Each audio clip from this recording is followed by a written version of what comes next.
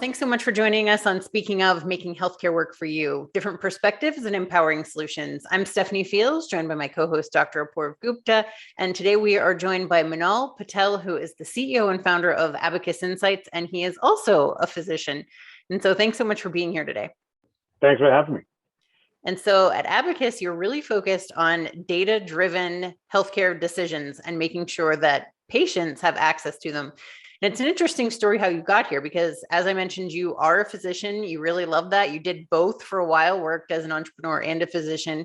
And then you finally transitioned fully into the role that you're in now. Obviously you have to make lots of data-driven decisions as a physician, but it's very people heavy and then going into very, like you said before, bits and bytes. So tell us about that transition and why that was so important to you. Thank you. The transition from being a full-time clinical practitioner to what it is that I do today was sort of the transitory over 20 years. Right? Began initially working for a large health plan after leaving academic medicine. Still kept my clinical practice once a month alive, and then slowly slipped into the world of becoming an entrepreneur. This is actually my third company, so it's been an incredible journey along the way. And I think the most common theme, though, is that, again, when I became a doctor and decided I wanted to become a doctor, it was always about people and their health, and it's no different today. What Abacus does is enables data to be available so that individuals, you, me, our parents, brothers and sisters, can have the data they need to make the best decisions about their healthcare possible. So in terms of mission, nothing's changed. How and what I do daily, yes, that's very, very different. But what gets me out of bed today is the same 25 plus years ago. That's fascinating, Minal. I've known you for even longer than that period of time. And it's just so amazing to see the journey that you've been on. I'm appreciating what you just said in terms of the data and the insights that it's driving. So is that the intent of the company, is to actually bring the data to the patients themselves? Are they the intended users? Well, so the intent of the company is really initially to help the health plans make sense of their data. And the reason for that is, if you think about data overall, there's this sort of data coming from clinical interactions with physicians in practice, whether that's an electronic health record or coming out of some health system. The meaningful use regulations over the last 15 to 20 years really have actually allowed for a lot of that data liquidity to happen. Has it happened perfectly? No, but the health plans have been largely ignored. And so my view on this in starting Abacus was to say, let's at least help the health plans catch up so that their systems can have their data to become liquid. And then ultimately connecting that data to the delivery system to create a more seamless infrastructure. That's the ultimate goal of where we want to go. So our initial focus is in the health plan side.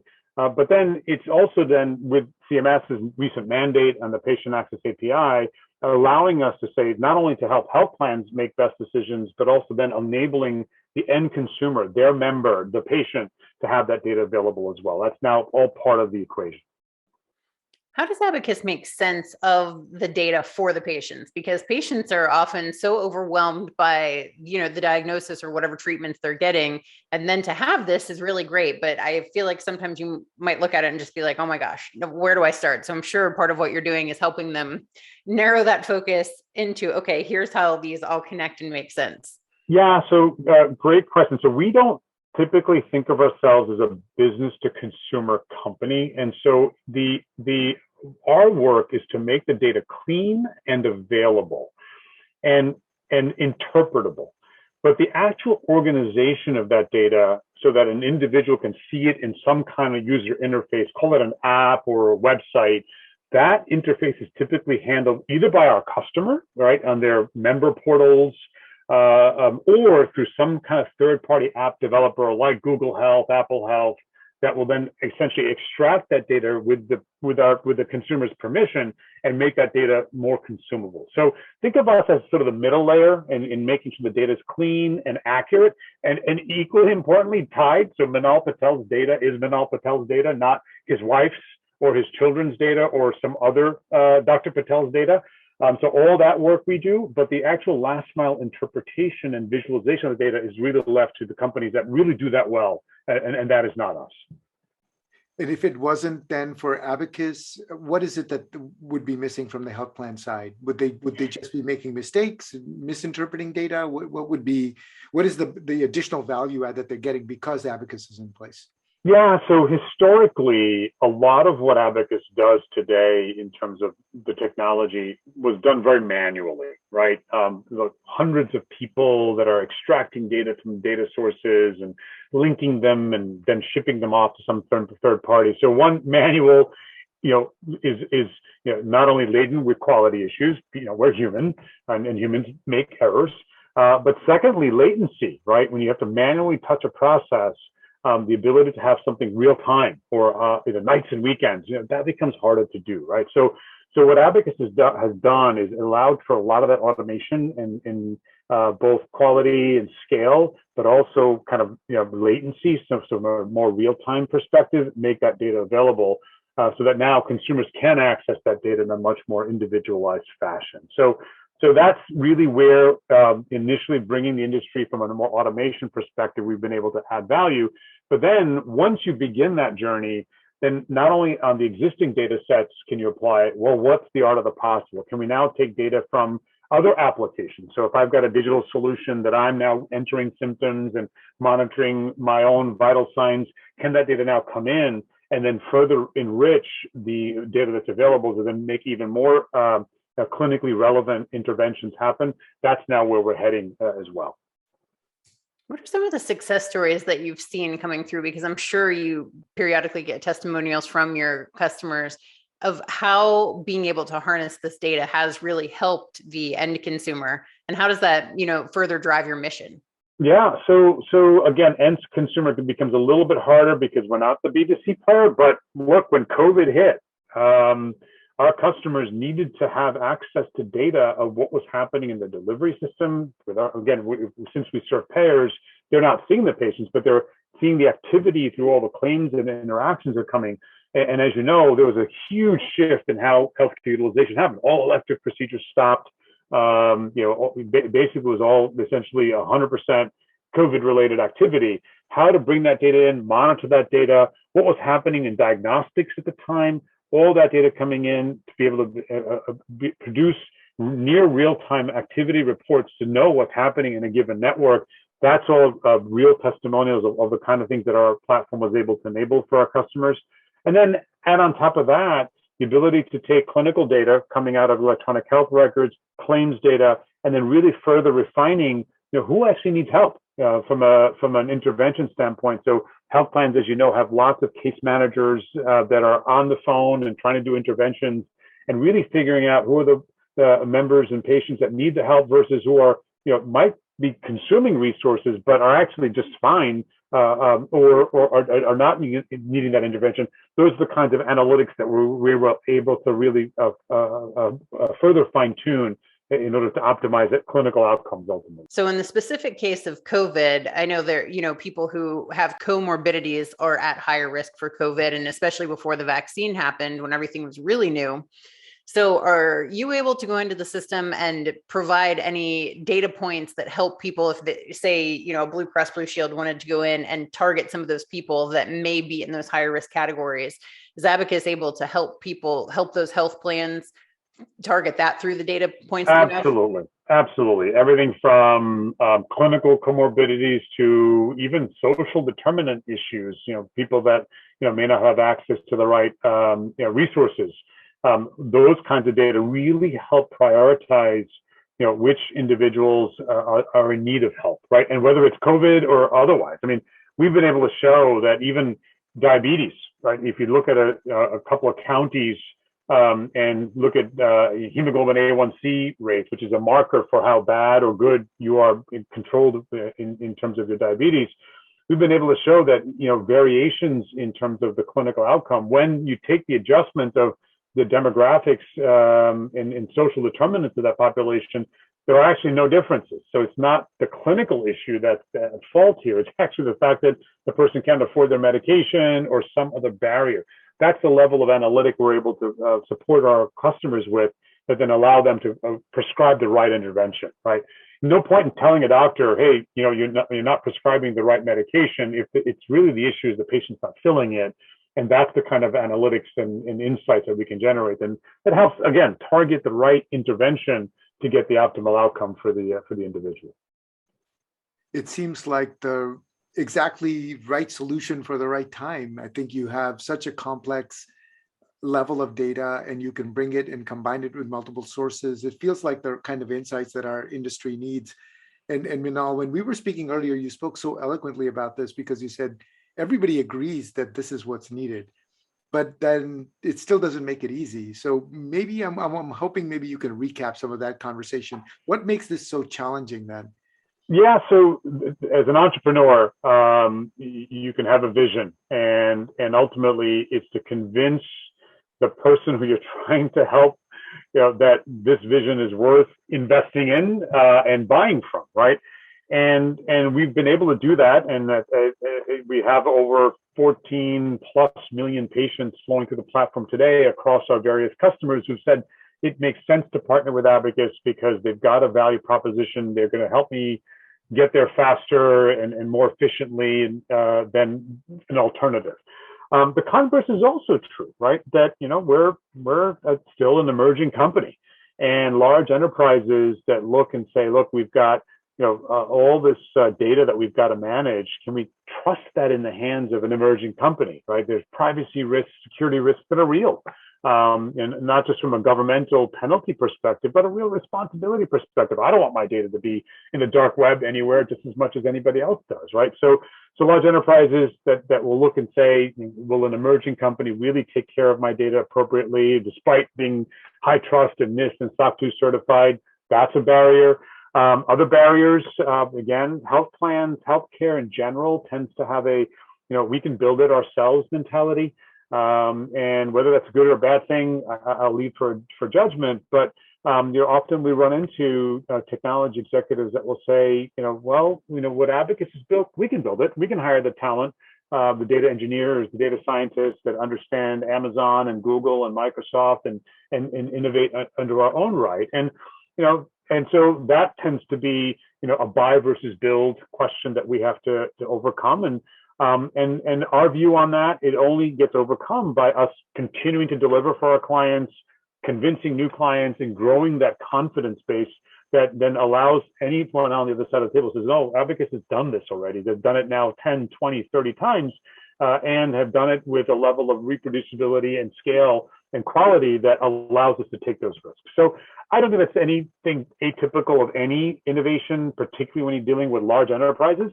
But it does create a barrier to innovation that as an industry, we do have to think about. Fascinating. I guess I was thinking on that note, Minal, do you feel that some of us have been looking at the industry over the last few years and feeling like it's more ripe for disruption in the last several years with so many more players entering into the industry from outside. As an entrepreneur, do you feel that way? Do you feel like the industry is opening up a little bit and maybe more accepting of these innovative solutions? So it's a great question. I think there's probably a couple questions embedded in. Big question of, healthcare are sort of very traditional, and I use "are" because as a physician, I'm part of the system. I've been part of the system. I'm, almost 30 years of my life, right, ever since I entered medical school.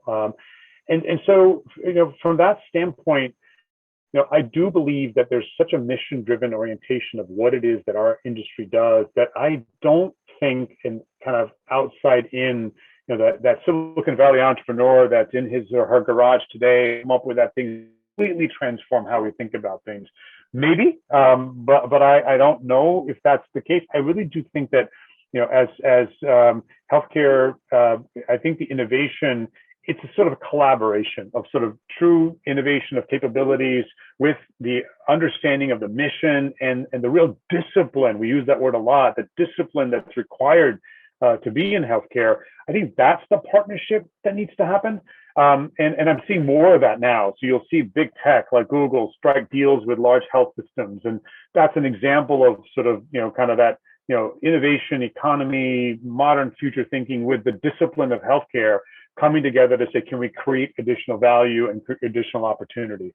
I do think that the horse is out of the barn, and the other proverbial train has left the station, and I think again the pandemic has just put more fuel on the fire to that.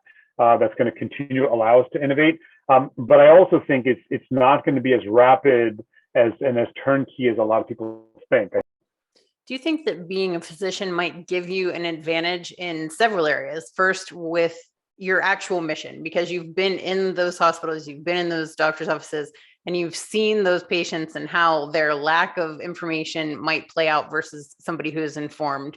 And then also, whenever you're going to talk to these health plans and say, I get the data side, I understand that, and I also am a doctor and understand that world. Do you feel like that does help you with the mission and with your business? It's so, no question, Stephanie. I mean, I think there's a real value that's understated in some regards, but I'll give you a very practical example. And right now in our industry, in every industry, recruiting technologists is really hard, right? And so for me to be able to stand in front of our tech talent and tell them that your hands on that keyboard are making a difference in people's lives, and speak eloquently about the example around data not getting to an entrepreneur or vendor in time, and where people's lives are at stake, it makes it real. It makes it real for them, and it gives them the desire to say, yeah, I want to come to work for Abacus versus go to work for another company that may pay better or may have better scale or better perks and benefits. And so that's been a very unique value. Constantly reminding ourselves why we get up every single day to do what it is that we do with our clients. In fact, we have one customer that in some regards said they went public earlier this year, and as a tech-enabled company, they've been very adamant to say we're a tech-enabled company, but we are healthcare first and technology second. And partnering with a company that is led by a physician is an example of why we believe that, again, healthcare comes first and technology second, right? And hopefully you'll see a press release coming in the future that will tell you who that company is, because they're proud of their partnership with us just as much as we are for that reason. And it goes directly to your point that there is a value that being a physician allows and affords. Got to be careful with it though, right?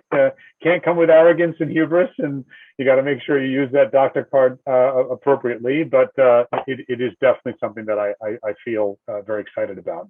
And the last comment I'll make is people say, well, on that topic is that, my children actually say, Pops, you're not a real doctor anymore, right? I said, what do you mean? They said, well, you're on conference calls all day. That's what you do. And I have to remind them that, again, back to the earlier comment, that when I was seeing patients, it was about those patients. And what we do today in our technology is still with that same North Star in mind, right? So in some regards, I'm still a doctor. In your last answer, your previous answer was reverberating, which is what really brought you to this, your personal story, and why you believe so passionately in the power of data. So I'm hoping you'll share that with our audience, because I found that really inspiring. Yeah, no, it's a lot of reasons for it. But again, the one pivotal moment for me, Apoorv, is that, on behalf of my company, I'd invested in a behavioral health company, and we had signed a fairly large contract with that company. And what this company did was really help patients once they left the hospital, if they'd had a heart attack and were sort of depressed and not feeling well mentally more than anything else, deal with it, right? And so, 6 months into our journey, the CEO of this company says, well, we haven't gone live with this client because we haven't gotten their data yet. And I'm the one that's responsible for the data. And so I went back to my colleagues and I said, why haven't we gotten the data? And, oh, well, there's all sorts of excuses. And I said, I want you to do the math based upon the number of patients or members we serve. How many people did not get this service because we didn't get our act together? And it turned out to be hundreds of people. And that was the light bulb that said, man, this is an error of omission. These hundreds of people have no idea they didn't get a service that they should have gotten, but they are now not as healthy and as they could have been.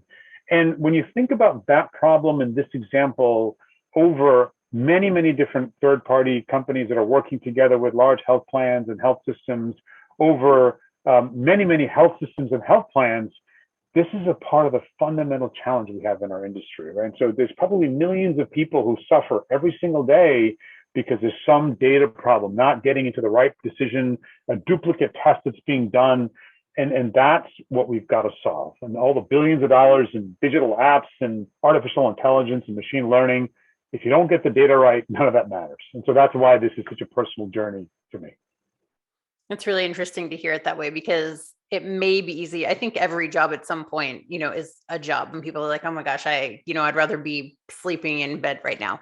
But with jobs like a data-driven role, they probably, unless they're working at a company where they have somebody like you leading them and really sharing the mission and why that matters, it probably is easy to think like, so what if this file doesn't get done right now? But it really does have tangible, immediate impacts for those people. So it's so important to make those connections.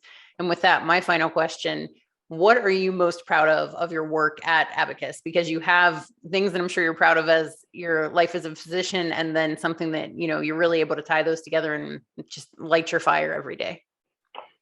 No, thank you for that question.